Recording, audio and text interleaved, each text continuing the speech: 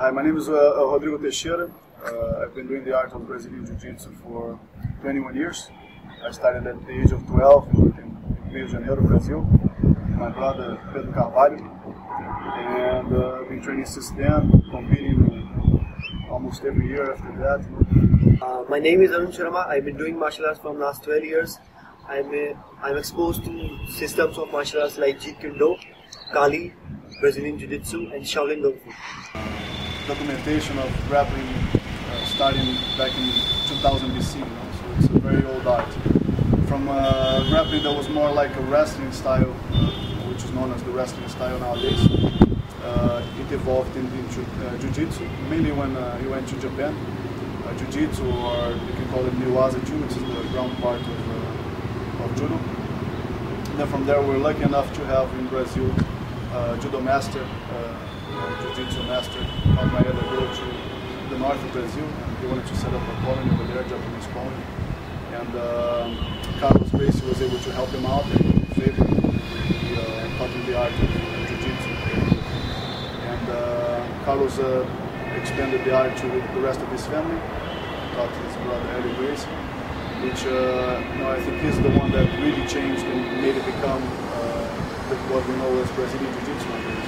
He was the one that started it off, because he was a very weak guy and he had to make a change in those techniques so they can work for him. Fighting guys twice his size, he didn't have the right leverage. He had to create that by creating new techniques to Jiu-jitsu. And that little by little started becoming more and more separate from the Japanese style. Another guy besides Elio that really changed the art, I think, was Rose Gracie. As he traveled through the US and started adding new arts into Jiu-jitsu, like wrestling, for example. He started exploring outside. And one of the beauties of Jiu-jitsu is that it's not a closed book like most arts. It's an open book, you can add anything you like to it. So with that in mind, it became such a complete art that it's in the ground nowadays for many days.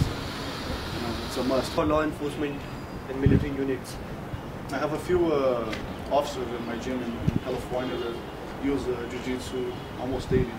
I had a guy that worked in a really rough area of the city of Riverside in California and constantly had to put guys out with chokeholds, because they were in some really heavy drug like PCP, or other drugs of the same type, and the only way to control them is by taking them out.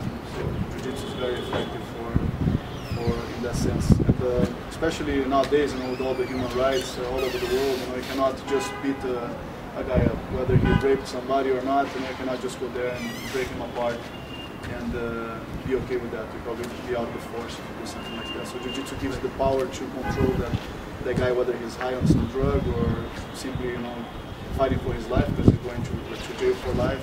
He can still put him in cuffs without any major damage. Right. And BJJ is also followed by numerous amount of law enforcement and military units worldwide. Is that right? Very true, yeah.